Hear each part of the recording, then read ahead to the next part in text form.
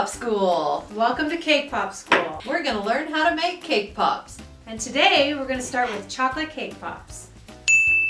Following ingredients that you're going to need is a cake, chocolate cake preferably, chocolate frosting, chocolate melting chips, and sprinkles. The tools you're going to use is a scooper.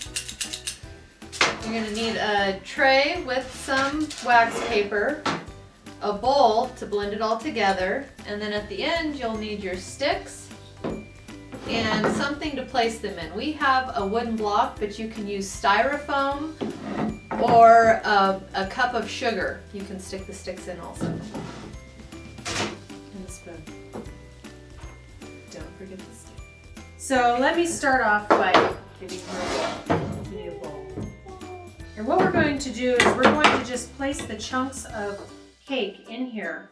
And we're going to be careful not to use the outer, not the outer part of the cake, because you don't want the real hard edges in there because it makes your cake chunky and yucky. So we'll take the best part and put it in there. And what Ashley's going to do is she's going to just rub it between her hands. Be sure to have nice clean hands since everybody's going to be eating your cake pops.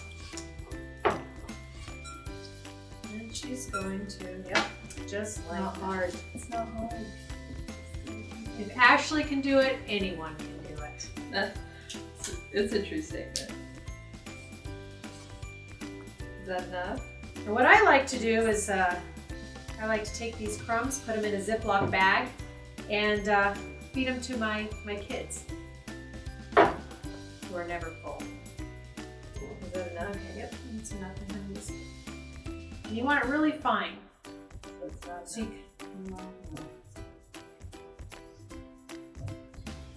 and you really want to play this one by ear. There's not a specific amount that you put in. You basically want it the consistency of Play-Doh. If it's too oily, your cake pops will leak pretty yucky. If it's too dry, then they'll fall off the stick. So I'm gonna have Ashley mix that together. It's gonna be super fun. Big ball of cake pop. Now, you take the big ball of cake pop, you set it back in the bowl, you take your scoop, and you make a nice level amount of cake. You pop it into your hand like so, and you roll it into a ball. Try not to make it too tight because what happens is it expands once it's in the cake, and that's where you get a lot of your cracking. And pop that. See, she's not very uniform. You put it in and look at that. A whole teaspoonful. But I don't know how you're getting your whole teaspoonful. I did just what you did. Yeah.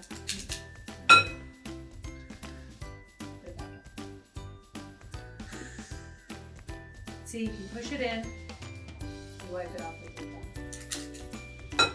There you go. Looks easy. You think it's easy, and then you do it. There, wiped it off with my thumb. But you're like scooping it out. Yeah, just a little bit. You want just a little bit. Just so long as they're uniform, everything's okay. Would have been good in the beginning. Once you have all of your cake balls done, then you go ahead and melt your chocolate. Go melt the chocolate. Here's your chocolate. It's about time. Speaking of time, what you want to do is put this in the microwave for about 1 minute. And after a minute, you need to stir it and put it back in at 15-second intervals until the chocolate is melted. And here, you go ahead and finish the dipping. And the reason why you want to do that is it creates hot spots in the chocolate if you choose to melt it in the microwave. So you want to be sure and get rid of all the different hot spots so you don't ruin your chocolate, because that's really easy to do.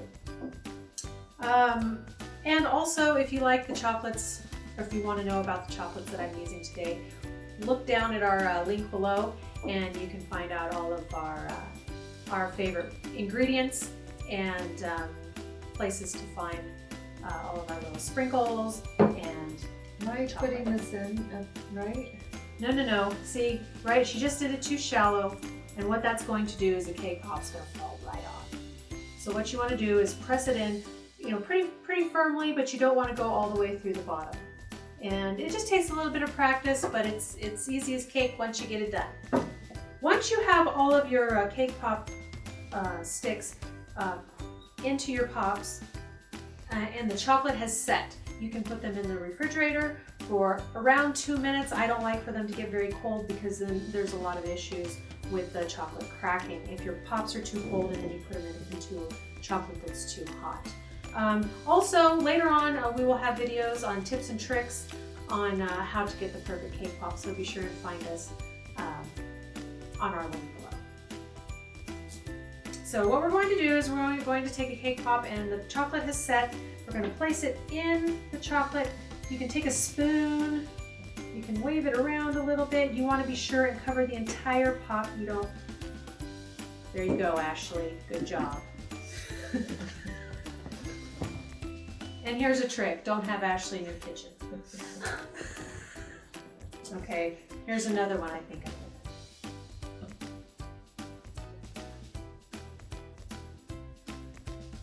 You're going to cover your cake pop completely. You're going to let the excess drizzle off.